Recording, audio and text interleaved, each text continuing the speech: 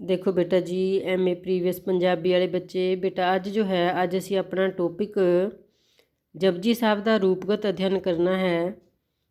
तो बेटा तुहानू पता है कि तुहाडा जिहड़ा पहला पेपर है ना, मध्यकाली पंजाबी कविता, ਉਹਦੇ 'ਚ ਸਾਨੂੰ जो है जपजी साहब ਅਸੀਂ करना ਹੁੰਦਾ है। तो जपजी साहब ਦਾ ਜਿੱਥੇ ਅਸੀਂ ਵਿਸ਼ਾ पक्ष नाल संबंधित टॉपिक करना है, उत्थे नाल ही असी जो है ਉਹਦੇ रूपगत अध्ययन वाला क्वेश्चन करना है। तो आओ बेटा, मैं पहला ये गल कहूँगी कि ਜਿਹੜੇ ਬੱਚਿਆਂ ਨੂੰ ਉਹ ਸਾਡੇ ਬੱਚੇ नहीं, वो कोई होर बच्चे हो सकते हैं, कोई दूजे कॉलेजिस के बच्चे, कि जेकर बेटा तुहानू पता है कि तुहानू ये टॉपिक क्लीयर है कि जपजी साहब का रूपगत अध्ययन किवें करते हैं, तो तुसी इस वीडियो नू ना देखो, क्योंकि ਇਹਦੇ 'ਚ मैं कुछ नवा नहीं ऐड करने वाली। इस वेले तुसी कुछ होर काम कर सकते हो। ਇਹਦਾ सिर्फ मेरा एक जो मकसद है वो अपने साडे ਜਿਹੜੇ नवे बच्चे ने MA प्रीवियस वाले, उन्होंने जपजी साहब का रूपगत अध्ययन टॉपिक क्लीयर करना है। ओके बेटा, आओ बेटा टॉपिक वेख लीए। जपजी साहिब का रूपगत अध्ययन। जपजी गुरु नानक देव जी द्वारा लिखी गई विशेष बाणी का नाम है, तो ये बाणी श्री गुरु ग्रंथ साहब जी के आरंभ विच दर्ज होने कारण गुरमत काव्य की प्रमुख किरत है। बेटा देखो, ये तुहाडे लिए कोई नवी गल नहीं है।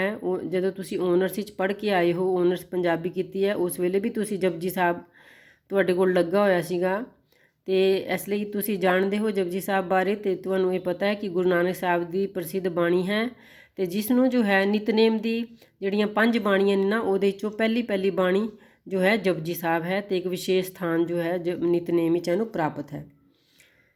जपजी का शाब्दिक अर्थ है मंत्र जां स्तोत्र।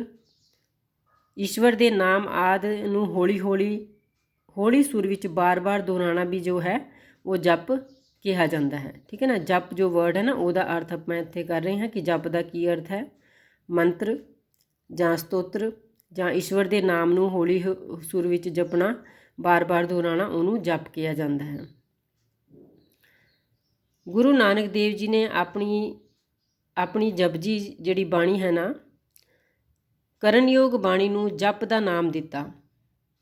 किहड़ा नाम दिता? जप का नाम दिता। ये बाणी नित सिमरन करण योग एक अध्यात्मिक काव्य रूप है। रोज़ाना जिहड़ा भी आपां जो है प्रभु की प्राप्ति लई जिहड़ा भी आपां सिमरन करना हुंदा है ना, ਉਹਦੇ ਲਈ जो है ये बाणी एक बहुत ही वधिया साडे कोल गुरु नानक साहब का दिता होया एक तोहफा है। तो जिन्हों जो है काव्य रूप ਇਹਦਾ की है, मतलब कि ਇਹਦਾ मुख जो विषय है वो अध्यात्मिक है। जपजी साहिब विच मूल मंत्र तो छुट जपजी साहिब विच मूल मंत्र तो छुट 38 पौड़ियां हैं तो 2 श्लोक हैं। तुहानूं पता है बेटा कि एक शुरुआत विच है, ठीक है ना, तो एक जो है लास्ट विच एक श्लोक है पवन गुरु पाणी पिता वाला। हर एक पौड़ी जां पौड़ी समूह का अपना ही रचना विधान है। तो ये भी तुहानूं दस दियां, एक ओंकार वाला गुर प्रसाद तक मूल मंत्र है। ਉਹਦੇ तो बाद आस जुगास जो है उन्होंने आपां श्लोक के अंडर लैंदे हाँ।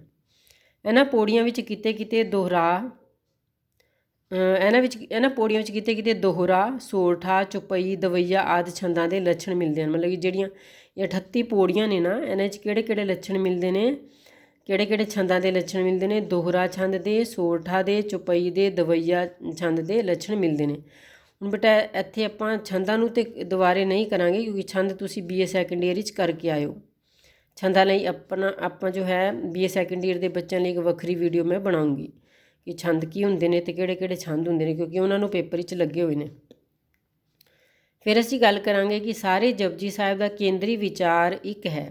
केंद्री विचार की है? परमात्मा का गुण गायन करना, तो वह है परमात्मा का गुण गायन करना अते उहदी प्राप्ति के साधना उपर विचार करना। हुण इत्थे जित्थे जो 2 गल्लां अंडरलाइन कीतियां ने कि छोटे क्वेश्चन भी जेकर BA ऑनर्स के बच्चों को वेखते हैं, तुसीं देखना बेटा कि केंद्री विचार जो तुहानूं क्वेश्चन आ जाता ना, वह मतलब है कि परमात्मा का गुण गायन करना तो उहदी प्राप्ति के साधना उपर विचार करना कि रब नूं किवें प्राप्त किया जा सकता है।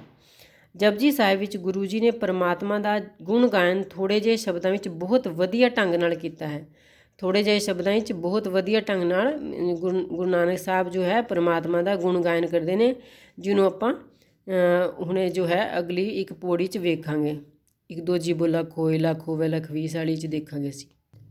ਦੇਖੋ ਬੇਟਾ, ਗੁਰੂ ਨਾਨਕ ਸਾਹਿਬ ਜੀ ਗਾਗਰ 'ਚ ਸਾਗਰ ਭਰਦੇ ਨੇ ਜਦੋਂ ਕਹਿੰਦੇ ਨੇ ਇੱਕ ਦੂ ਜੀਬੂ ਲਖ ਹੋਏ, ਲਖ ਹੋਵੇ ਲਖ ਵੀਸ, ਲੱਖ ਲੱਖ ਗੇੜਾ ਆਕੀਏ ਏਕ ਨਾਮ ਜਗਦੀਸ਼।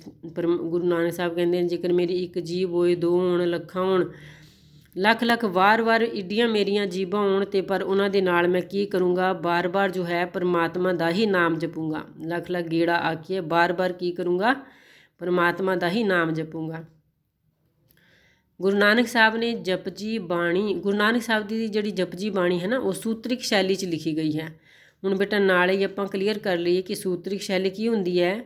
ਸੂਤਰਿਕ ਸ਼ੈਲੀ ਉਹ ਹੁੰਦੀ ਹੈ ਜਿਸ ਵਿੱਚ ਘੱਟ ਤੋਂ ਘੱਟ ਸ਼ਬਦਾਂ ਵਿੱਚ ਡੂੰਘੇ ਤੋਂ ਡੂੰਘੇ ਖਿਆਲ ਨੂੰ ਕਲਾਤਮਕ ਢੰਗ ਨਾਲ ਪ੍ਰਗਟਾਇਆ ਜਾਂਦਾ ਹੈ। ਠੀਕ ਹੈ ਨਾ, ਜਿਹਦੇ ਵਿੱਚ ਡੂੰਘੇ ਖਿਆਲ ਨੂੰ ਥੋੜ੍ਹੇ ਤੋਂ ਥੋੜ੍ਹੇ ਸ਼ਬਦਾਂ ਵਿੱਚ ਪ੍ਰਗਟਾਇਆ ਜਾਂਦਾ ਹੈ। ਸ਼ਬਦਾਂ ਦੀ ਸਹੀ ਕੀਮਤ ਨੂੰ ਪਛਾਣਨ ਵਾਲਾ ਲੇਖਕ ਹੀ ਸੂਤਰਿਕ ਸ਼ੈਲੀ ਦੀ ਵਰਤੋਂ ਕਰਦਾ ਹੈ। ਤੇ ਉਹ ਕੌਣ ਹੈ, ਅਜਿਹਾ ਲੇਖਕ ਕੌਣ ਹੈ? ਗੁਰੂ ਨਾਨਕ ਸਾਹਿਬ ਇੱਕ ਅਜਿਹੇ ਲੇਖਕ ਨੇ ਜਿਨ੍ਹਾਂ ਨੇ ਸ਼ਬਦਾਂ ਦੀ ਕੀਮਤ ਨੂੰ ਸਹੀ ਪਛਾਣਿਆ। ਡੂੰਘੇ ਤੋਂ ਡੂੰਘੇ ਖਿਆਲ ਨੂੰ ਥੋੜ੍ਹੇ ਤੋਂ ਥੋੜ੍ਹੇ ਸ਼ਬਦਾਂ ਵਿੱਚ ਪ੍ਰਗਟਾਉਣ ਦੀ ਸਮਰੱਥਾ ਗੁਰੂ ਨਾਨਕ ਸਾਹਿਬ ਵਿੱਚ ਹੈ। ਉਹ ਸੰਕੇਤ ਮਾਤਰ ਨਾਲ ਹੀ ਡੂੰਘੀ ਗੱਲ ਕਹਿ ਜਾਂਦੇ ਨੇ। ਠੀਕ ਹੈ ਨਾ, ਸਿਰਫ ਸੰਕੇਤ ਦੇ ਕੇ ਗੁਰੂ ਨਾਨਕ ਸਾਹਿਬ, ਦੇਖੋ ਤੁਹਾਨੂੰ ਯਾਦ ਹੈ ਜਿਹੜੇ ਬੱਚਿਆਂ ਨੂੰ ਜਪਜੀ ਸਾਹਿਬ, ਉਹਨਾਂ ਨੂੰ ਤਾਂ ਇੱਕਦਮ ਇਹ ਗੱਲਾਂ ਧਿਆਨ ਆ ਜਾਂਦੀਆਂ ਨੇ। ਧੌਲ ਧਰਮ ਦਇਆ ਕਾ ਪੂਤ, ਸੰਤੋਖ ਥਾਪ ਰੱਖਿਆ ਜਿਨ ਸੂਤ, ਜੇ ਕੋ ਬੂਝੇ ਹੋਵੇ ਸਚਿਆਰ, ਤਵਲੇ ਉੱਪਰ ਕੀਤਾ ਭਾਰੇ ਵਾਲੀ ਪੌੜੀ ਜੋ ਹੈ ਨਾ, ਕਿ ਧੌਲ ਧਰਮ ਜਿਹੜਾ ਬਲਦ ਹੈ ਜਿਹਦੇ ਉੱਤੇ ਪੁਰਾਣਿਕ ਕਥਾ ਤੇ ਇਹ ਹੈ ਕਿ ਬਲਦ ਦੇ ਸਿਰ ਦੇ ਉੱਤੇ ਧਰਤੀ ਟਿਕੀ ਹੋਈ ਹੈ, ਪਰ ਗੁਰੂ ਨਾਨਕ ਸਾਹਿਬ ਕਹਿੰਦੇ ਅਜਿਹਾ ਕੋਈ ਬਲਦ ਨਹੀਂ ਹੈ।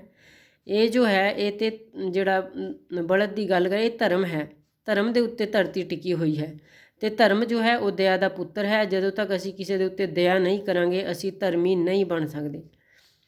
ਤੇ ਧਰਮੀ ਬਣ ਕੇ ਜੋ ਹੈ ਬੰਦਾ ਸੰਤੋਖੀ ਹੋ ਜਾਂਦਾ ਹੈ। ਬਾਕੀ ਆਪਾਂ ਇੱਥੇ ਇਹਦੀ ਵਿਆਖਿਆ ਵਾਲੀ ਗੱਲ ਨਹੀਂ ਬਹੁਤੀ ਕਰਨੀ, ਕਿਉਂਕਿ ਕੁਐਸਚਨ ਜੋ ਹੈ ਲੰਬਾ ਹੋ ਜਾਏਗਾ। ਜਪਜੀ ਵਿੱਚ ਗੁਰਮਤਿ ਦਾ ਸਾਰ ਤੱਤ ਬੜੇ ਸੰਖੇਪ ਸ਼ੈਲੀ ਦੇ ਨਾਲ ਸੁਚੱਜੀ ਵਿਗਿਆਨਿਕ ਕਲਾਤਮਕ ਵਿਉਂਤ ਰਾਹੀਂ ਪ੍ਰਗਟਾਇਆ ਗਿਆ ਹੈ। ਜਪਜੀ ਸਾਹਿਬ ਜਿਹੜੀ ਹੈ ਨਾ, ਉਹਦੇ 'ਚ ਗੁਰਮਤਿ ਦਾ ਸਾਰ ਮਤਲਬ ਕਿ ਗੁਰੂ ਸਾਹਿਬਾਨ ਦੀ ਕੀ ਵਿਚਾਰਧਾਰਾ ਹੈ, ਉਹਨੂੰ ਬੜੀ ਸੰਖੇਪ ਸ਼ੈਲੀ 'ਚ ਬੜੀ ਵਿਗਿਆਨਿਕ ਅਤੇ ਕਲਾਤਮਕ ਵਿਉਂਤ ਰਾਹੀਂ ਜੋ ਹੈ ਪ੍ਰਗਟਾਇਆ ਗਿਆ ਹੈ। ਆਓ ਆਪਾਂ ਉਹਨੂੰ ਵੇਖ ਲਈਏ ਕੀ ਹੈ ਗੁਰੂ ਨਾਨਕ ਸਾਹਿਬ ਦਾ ਕਲਾ ਪੱਖ ਜਾਂ ਰੂਪਗਤ ਜਿਹੜਾ ਉਹਨਾਂ ਦਾ ਪੱਖ ਹੈ ਜਪਜੀ ਸਾਹਿਬ ਦਾ।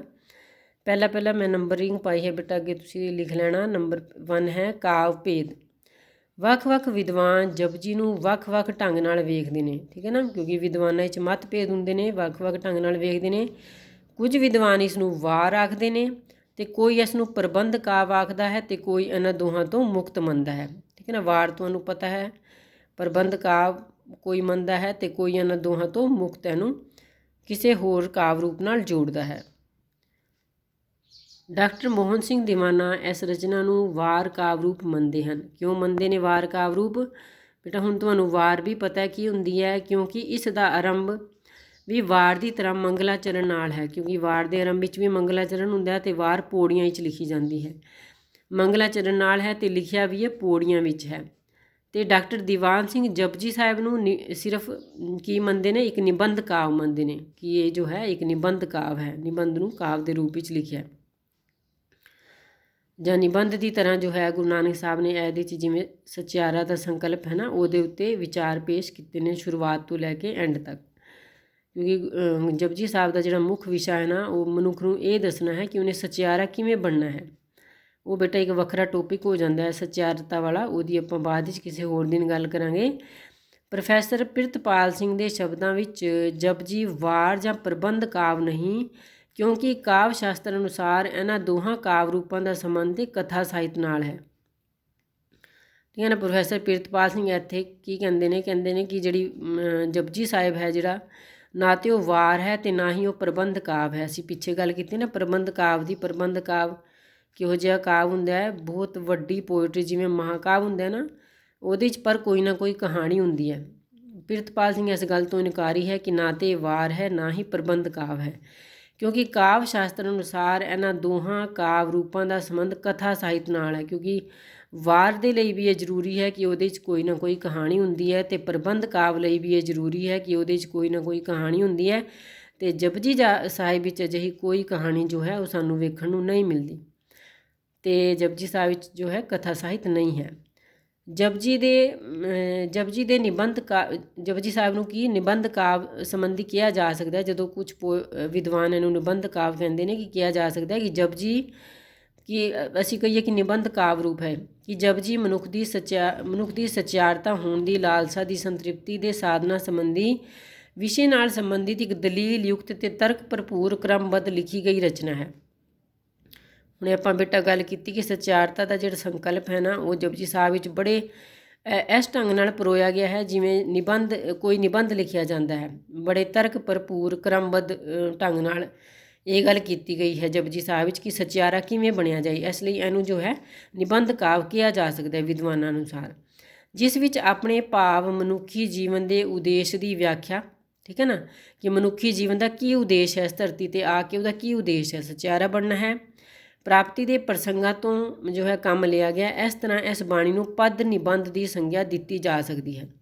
ਇਹਨੂੰ ਜੋ ਹੈ ਇਸ ਬਾਣੀ ਨੂੰ ਪਦ ਨਿਬੰਧ ਪਦ ਜੋ ਹੈ ਪੋਇਟਰੀ ਨੂੰ ਕਿਹਾ ਜਾਂਦਾ ਹੈ, ਕਾਵ ਨਿਬੰਧ ਦੀ ਸੰਗਿਆ ਜੋ ਹੈ ਦਿੱਤੀ ਜਾ ਸਕਦੀ ਹੈ। ਫਿਰ ਨੰਬਰ 2 'ਤੇ ਬੇਟਾ ਅਸੀਂ ਗੱਲ ਕਰਾਂਗੇ ਅਲੰਕਾਰ। ਅਲੰਕਾਰ ਵੀ ਤੁਹਾਨੂੰ ਪਤਾ ਨੇ ਕੀ ਹੁੰਦੇ ਨੇ, ਤੁਸੀਂ ਛੋਟੀਆਂ ਕਲਾਸਾਂ ਵਿੱਚ ਕਰਕੇ ਆਇਓ। ਦ੍ਰਿਸ਼ਟਾਂਤ ਅਲੰਕਾਰ, ਰੂਪਕ ਅਲੰਕਾਰ, ਅਨੁਪ੍ਰਾਸ ਅਲੰਕਾਰਾਂ ਦੇ ਸੁੰਦਰ ਨਮੂਨੇ ਗੁਰੂ ਸਾਹਿਬ ਆਪਣੀ ਬਾਣੀ 'ਚ ਉਹਨਾਂ ਦੀ ਆਟੋਮੈਟਿਕਲੀ ਆ ਜਾਂਦੇ ਨੇ, ਕੋਈ ਗੁਰੂ ਨਾਨਕ ਸਾਹਿਬ ਨੇ ਭਰੇ ਨਹੀਂ ਹੈ। ਜਿਵੇਂ ਦ੍ਰਿਸ਼ਟਾਂਤ ਅਲੰਕਾਰ ਦਾ ਸੁੰਦਰ ਨਮੂਨਾ ਹੈ, ਭਰੀਏ ਹੱਥ ਪੈਰ ਤਨ ਦੇ ਪਾਣੀ ਧੋਤਾ ਉਤਰਸ ਕੀਏ। ਦ੍ਰਿਸ਼ਟਾਂਤ ਅਲੰਕਾਰ ਦੀ ਸੁੰਦਰ ਝਾਕੀ ਵੇਖਣ ਨੂੰ ਮਿਲਦੀ ਹੈ, ਅੱਗੇ ਆਪਾਂ ਵੇਖਦੇ ਹਾਂ। ਇਸ ਤੋਂ ਛੁੱਟ ਰੂਪਕ ਅਲੰਕਾਰ ਜਦੋਂ ਆਪਾਂ ਵੇਖਦੇ ਹਾਂ, ਉਹ ਵੇਖਦੇ ਹਾਂ ਮੁੰਦਾ ਸੰਤੋਖ ਸਰਮ ਪਰ ਝੋਲੀ ਧਿਆਨ ਕੀ ਕਰੇ ਵਿਭੂਤ, ਠੀਕ ਹੈ ਨਾ।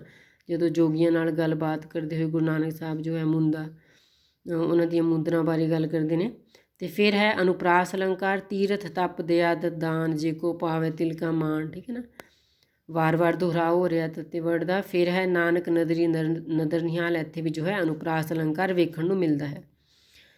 ਅਗਲੀ ਆਪਾਂ ਗੱਲ ਕਰਾਂਗੇ ਬਿੰਬਾਵਲੀ ਦੀ। ਗੁਰੂ ਨਾਨਕ ਸਾਹਿਬ ਦੁਆਰਾ ਰਚਿਤ ਜਪਜੀ ਵਿੱਚ ਅਨੇਕ ਪ੍ਰਕਾਰ ਦੇ ਬਿੰਬ ਮਿਲਦੇ ਹਨ।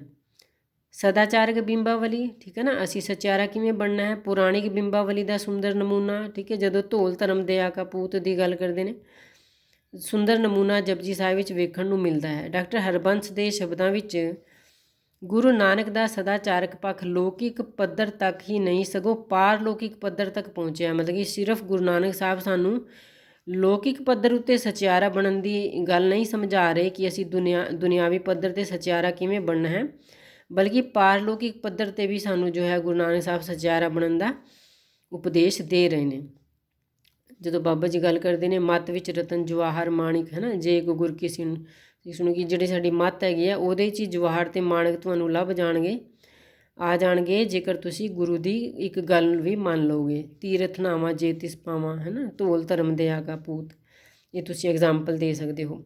ਫਿਰ ਅੱਗੇ ਹੈ ਸ਼ੈਲੀ ਗੁਰੂ ਨਾਨਕ ਸਾਹਿਬ ਦੀ। ਗੁਰੂ ਸਾਹਿਬ ਜੀ ਦੀ ਬਾਣੀ ਜਪਜੀ ਸਾਹਿਬ ਦੀ ਸ਼ੈਲੀ ਜੋ ਹੈ ਉਹ ਬੇਮਿਸਾਲ ਹੈ। ਮਤਲਬ ਕਿ ਅਸੀਂ ਇਹਦਾ ਕੋਈ ਮੁਕਾਬਲਾ ਨਹੀਂ ਹੈ ਇਸ ਬਾਣੀ ਦੀ ਸ਼ੈਲੀ ਦਾ। ਜਪਜੀ ਬਾਣੀ ਗੁਰੂ ਨਾਨਕ ਦੇਵ ਜੀ ਨੇ ਸੂਤਰਿਕ ਸ਼ੈਲੀ 'ਚ ਪਰੋਈ ਜਾਂ ਆਪੇ ਪੁਰ ਜਾਂਦੀ ਹੈ। ਅਸੀਂ ਕਹਾਂਗੇ ਕਿ ਉਹਨਾਂ ਨੇ ਕੋਈ ਸਪੈਸ਼ਲ ਇਹਨੂੰ ਪਰੋਇਆ ਨਹੀਂ ਸੂਤਰਿਕ ਸ਼ੈਲੀ 'ਚ, ਨੈਚੁਰਲੀ ਸੂਤਰਿਕ ਸ਼ੈਲੀ ਆ ਗਈ ਹੈ। ਜਦੋਂ ਇਸ ਬਾਣੀ ਦੀਆਂ ਸਾਰੀਆਂ ਪੌੜੀਆਂ ਆਪਣੀ ਆਪਣੀ ਥਾਂ ਸੰਪੂਰਨ ਅਤੇ ਸੁਤੰਤਰ ਕਿਰਤਾਂ ਹਨ। ਸਾਰੀਆਂ ਪੌੜੀਆਂ ਜਿਹੜੀਆਂ ਨੇ ਨਾ ਆਪਣੀ ਆਪਣੀ ਥਾਂ 'ਤੇ ਸੁਤੰਤਰ, ਜਿਵੇਂ ਗਜ਼ਲ ਹੁੰਦੀ ਹੈ ਨਾ, ਇੱਥੇ ਮੈਨੂੰ ਇਹ ਨਹੀਂ ਕਹੂੰਗੀ ਕਿ ਗਜ਼ਲ ਕਾਵ ਰੂਪ ਦੀ ਤਰ੍ਹਾਂ ਹੈ, ਪਰ ਫਿਰ ਵੀ ਜਿਵੇਂ ਗਜ਼ਲ ਹੁੰਦੀ ਹੈ ਉਹਦੀ ਹਰ ਇੱਕ ਪੌੜੀ ਦਾ, ਗਜ਼ਲ ਦੇ ਜਿਹੜੇ ਹਰ ਇੱਕ ਸ਼ੇਅਰ ਹੁੰਦੇ ਨੇ ਉਹਨਾਂ ਦਾ ਵਿਸ਼ਾ ਵੱਖਰਾ ਹੋ ਸਕਦਾ। ਐਸੇ ਤਰ੍ਹਾਂ ਜੋ ਜਪਜੀ ਸਾਹਿਬ ਹੈ ਉਹਦੀ ਹਰ ਇੱਕ ਪੌੜੀ ਜੋ ਹੈ ਉਹ ਇੱਕ ਵੱਖਰੇ ਵਿਸ਼ੇ ਨੂੰ ਲੈ ਕੇ ਤੁਰ ਰਹੀ ਹੈ। ਇਸ ਤੋਂ ਛੁੱਟ ਗੁਰੂ ਜੀ ਦੀ ਸ਼ੈਲੀ ਜਿਹੜੀ ਹੈ ਉਹ ਸਰਲ ਅਤੇ ਸੁਭਾਵਿਕ ਹੈ ਅਤੇ ਨਿੱਜੀ ਰੰਗਣ ਵਿੱਚ ਦੀ ਧਾਰਨੀ ਹੈ। ਨਿੱਜੀ ਰੰਗਣ ਮਤਲਬ ਕਿ ਗੁਰੂ ਨਾਨਕ ਸਾਹਿਬ ਜਿਸ ਤਰ੍ਹਾਂ ਕਿਸੇ ਵੀ ਅੱਖਰ ਨੂੰ ਜਾਂ ਆਪਣੇ ਗੱਲ ਨੂੰ ਕਹਿਣ ਦਾ ਜਿਵੇਂ ਦਾ ਉਹਨਾਂ ਦਾ ਢੰਗ ਸੀਗਾ, ਉਹੀ ਉਹਨਾਂ ਨੇ ਜਪਜੀ ਸਾਹਿਬ ਵਿੱਚ ਪੇਸ਼ ਕੀਤਾ ਹੈ। ਜਿਵੇਂ ਉਹ ਕਹਿੰਦੇ ਨੇ ਸੋਚਿਆ ਸੋਚ ਨਾ ਹੋਵੇ ਜੇ ਸੋਚੀ ਲਖਵਾਰ। ਸੋਚਿਆ ਵਰਡ ਜੋ ਹੈ ਬੇਟਾ ਇੱਥੇ ਉਹਦਾ ਜੋ ਮੀਨਿੰਗ ਹੈ ਉਹ ਪਵਿੱਤਰਤਾ ਨਾਲ ਹੈ, ਜਾਂ ਅਸੀਂ ਕਹਿ ਲੈਂਦੇ ਹਾਂ ਕਿ ਸੁਚਮਤਾ ਨਾਲ ਹੈ ਇਹਦਾ। ਕਿ ਫਿਰ ਉਹਦੇ ਤੋਂ ਬਾਅਦ ਅਸੀਂ ਗੱਲ ਕਰਾਂਗੇ ਇਸ ਤੋਂ ਛੁੱਟ ਵਿਚਾਰਾਂ ਦੇ ਵੇਗ ਵਿੱਚ ਆਪ ਮੁਹਾਰੇ ਹੀ ਗੁਰੂ ਜੀ ਦੀ ਸ਼ੈਲੀ ਜੋ ਹੈ ਬੋਧ ਭਰਪੂਰ, ਠੀਕ ਹੈ, ਅੰਡਰਲਾਈਨ ਕੀਤਾ ਮੈਂ, ਬੋਧ ਭਰਪੂਰ ਤੁਲਨਾ ਅਤੇ ਪ੍ਰਸ਼ਨੋਤਰੀ ਸ਼ੈਲੀ ਹੈ। ਗੁਰੂ ਜੀ ਆਪ ਹੀ ਸਵਾਲ ਕਰਦੇ ਹਨ ਅਤੇ ਆਪ ਹੀ ਜਵਾਬ ਦਿੰਦੇ ਨੇ। ਕਿਵੇਂ ਦਿੰਦੇ ਨੇ? ਕਿਵ ਸਚਿਆਰਾ ਹੋਈ ਹੈ, ਕਿਵ ਕੂੜੈ ਟੁੱਟੈ ਪਾਲ, ਹੁਕਮ ਰਜਾਈ ਚੱਲਣਾ ਨਾਨਕ ਲਿਖਿਆ ਨਾਲ। ਪਹਿਲੀਆਂ 2 ਲਾਈਨਾਂ 'ਚ ਗੁਰੂ ਸਾਹਿਬ ਨੇ ਆਪ ਸਵਾਲ ਕੀਤਾ ਸਚਿਆਰਾ ਕਿਵੇਂ ਬਣਿਆ ਜਾਏ, ਫਿਰ ਆਪੇ ਹੀ ਜਵਾਬ ਦੇ ਰਹੇ ਨੇ ਕਿ ਜਦੋਂ ਅਸੀਂ ਪਰਮਾਤਮਾ ਦੇ ਹੁਕਮ ਵਿੱਚ ਚੱਲਾਂਗੇ ਨਾ ਫਿਰ ਅਸੀਂ ਸਚਿਆਰੇ ਬਣਾਂਗੇ। ਅਗਲਾ ਪੁਆਇੰਟ ਹੈ ਬੇਟਾ ਸਰੋਦੀ ਪੱਖ। ਸਰੋਦੀ ਹੁੰਦਾ ਲੈ, ਕਿੰਨੀ ਵਧੀਆ ਲੈ ਹੈ ਜਪਜੀ ਸਾਹਿਬ ਵਿੱਚ, ਗਾਇਆ ਜਾ ਸਕਦਾ ਇਹਨੂੰ। ਜਪਜੀ ਸਾਹਿਬ ਦੀ ਸ਼ੈਲੀ ਅੰਦਰ ਇੱਕ ਹੋਰ ਕਾਵ ਗੁਣ ਉਹ ਜੋ ਹੈ ਉਹਦਾ ਸਰੋਦੀ ਪੱਖ ਹੈ। ਇੱਕ ਵਿਦਵਾਨ ਅਨੁਸਾਰ ਜਪਜੀ ਸਾਹਿਬ ਵਿੱਚ ਸਰੋਦੀ ਪੱਖ ਇੰਨਾ ਹੈ ਕਿ ਰਾਗ ਆਸਾ ਦੀ ਤਰ੍ਹਾਂ ਇਹਨੂੰ ਜੋ ਹੈ ਗਾਇਆ ਜਾ ਸਕਦਾ। ਤੁਹਾਨੂੰ ਯਾਦ ਹੈ ਬੇਟਾ ਜਿਨ੍ਹਾਂ ਨੂੰ ਜਪਜੀ ਸਾਹਿਬ ਦੇਖੋ ਸੁਣੀਆਂ ਵਾਲੀਆਂ ਪੌੜੀਆਂ, ਮੰਨੇ ਵਾਲੀਆਂ, ਸੰਖ ਵਾਲੀਆਂ, ਗਾਵੇ ਵਾਲੀਆਂ ਕਿੰਨੀਆਂ ਵਧੀਆ, ਉਹਨਾਂ ਨੂੰ ਗਾਇਆ ਜਾ ਸਕਦਾ ਹੈ। ਫਿਰ ਹੈ ਰਸ ਕਿਹੜੇ ਕਿਹੜੇ ਵਰਤੇ ਨੇ ਗੁਰੂ ਸਾਹਿਬ ਨੇ, ਅਦਭੁਤ ਰਸ, ਸ਼ਾਂਤ ਰਸ। ਗੁਰੂ ਸਾਹਿਬ ਨੇ ਅਦਭੁਤ ਰਸ ਤੋਂ ਹੀ ਸ਼ਾਂਤ ਰਸ ਨੂੰ ਪੈਦਾ ਕਰ ਦਿੱਤਾ ਹੈ ਅਤੇ ਸਾਰੇ ਜਪਜੀ ਸਾਹਿਬ ਦਾ ਪ੍ਰਧਾਨ ਰਸ ਜੋ ਹੈ ਨਾ ਉਹ ਅਦਭੁਤ ਰਸ ਹੈ। ਜਦੋਂ ਗੁਰੂ ਨਾਨਕ ਸਾਹਿਬ ਗੱਲ ਕਰਦੇ ਨੇ ਪਾਤਾਲਾਂ ਪਾਤਾਲ, ਲਖ ਆਗਾਸਾਂ ਆਗਾਸ, ਠੀਕ ਹੈ ਨਾ, ਅਤੇ ਕਿੰਨੇ ਹੀ ਪਾਤਾਲ ਨੇ, ਕਿੰਨੇ ਹੀ ਆਕਾਸ਼ ਨੇ, ਪਾਤਾਲਾਂ ਪਾਤਾਲ, ਲਖ, ਇੱਥੇ ਲਖ ਵਰਡ ਜੋ ਹੈ ਉਹ ਮੇਰਾ ਲਿਖਣਾ ਰਹਿ ਗਿਆ ਵਿੱਚ। ਫਿਰ ਨੰਬਰ 7ਵਾਂ ਜਿਹੜਾ ਪੁਆਇੰਟ ਹੈ ਉਹ ਹੈ ਛੰਦ। ਛੰਦ ਦੀ ਬਿਲਕੁਲ ਸੰਖੇਪ ਜੀ ਗੱਲ ਅਸੀਂ ਪਿੱਛੇ ਵੀ ਕਰ ਲਈ। ਵਿਚਾਰ ਦੇ ਲਿਹਾਜ਼ ਨਾਲ ਇਸ ਬਾਣੀ ਵਿੱਚ ਛੰਦ, ਚਾਲ, ਤੁਕਬੰਦੀ ਅਤੇ ਤੋਲ ਤੁਕਾਂਤ ਆਪ ਮੁਹਾਰੇ ਹੀ ਪੈਦਾ ਹੋ ਜਾਂਦੇ ਨੇ। ਗੁਰੂ ਨਾਨਕ ਸਾਹਿਬ ਨੇ ਕੋਈ ਸਪੈਸ਼ਲ ਛੰਦ ਨਹੀਂ ਪਾਏ ਪਰ ਆਪੇ ਆ ਜਾਂਦੇ ਨੇ ਇਹਦੇ 'ਚ। ਡਾਕਟਰ ਗੋਪਾਲ ਸਿੰਘ ਅਨੁਸਾਰ ਜਪ ਨਿਸ਼ਾਨ ਵਾਲੀਆਂ ਜਿਹੜੀਆਂ ਪੌੜੀਆਂ ਨੇ ਨਾ ਉਹਨਾਂ 'ਚ ਦੋਹਰਾ ਅਤੇ ਚੌਪਾਈ ਛੰਦ ਜਿਹੜੇ ਨੇ ਉਹ ਗੁਰੂ ਸਾਹਿਬ ਨੇ ਵਰਤੇ ਨੇ। ਸੰਤ ਸਿੰਘ ਸੇਖੋਂ ਅਨੁਸਾਰ ਜਪਜੀ ਸਾਹਿਬ ਵਿੱਚ ਚੌਪਈ, ਦੋਹਰਾ ਅਤੇ ਦਵਈਆ ਆਦਿ ਜਿਹੜੇ ਛੰਦ ਨੇ ਨਾ ਉਹ ਥੋੜ੍ਹੀ ਬਹੁਤ ਉਲੰਘਣਾ ਹੁੰਦਾ, ਥੋੜ੍ਹੇ ਬਹੁਤ ਗੁਰੂ ਸਾਹਿਬ ਦੀ ਆਪਣੀ ਸੈਟਿੰਗ ਨਾਲ, ਵੈਸੇ ਉਹਨਾਂ ਨੇ ਸਪੈਸ਼ਲ ਨਹੀਂ ਵਰਤੇ, ਨੈਚੁਰਲੀ ਆਏ ਨੇ, ਉਲੰਘਣਾ ਨਾਲ ਵਰਤੇ ਗਏ ਨੇ।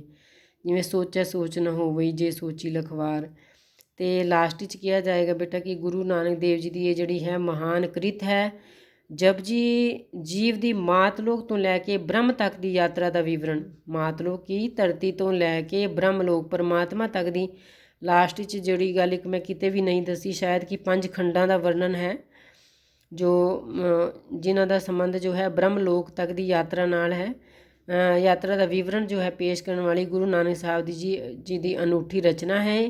ਡਾਕਟਰ ਹਰਨਾਮ ਸਿੰਘ ਕੀ ਲਿਖਦੇ ਨੇ ਕਿ ਇਸ ਬਾਣੀ ਵਿੱਚ ਇਸ ਦੇ ਮਹਾਨ ਕਰਤਾ ਦਾ ਆਪਾ ਭਰਿਆ ਪਿਆ ਹੈ। ਗੁਰੂ ਨਾਨਕ ਦੇਵ ਜੀ ਦੀ ਸ਼ਖਸੀਅਤ ਇਹਦੇ 'ਚੋਂ ਝਲਕਾਰੇ ਮਾਰਦੀ ਹੈ, ਆਪਾ ਭਰਿਆ ਪਿਆ ਹੈ। ਜਪਜੀ ਗੁਰੂ ਨਾਨਕ ਦੇਵ ਜੀ ਅਤੇ ਜਪਜੀ ਗੁਰੂ ਨਾਨਕ ਅਤੇ ਗੁਰੂ ਨਾਨਕ ਹੀ ਜਪਜੀ ਹੈ।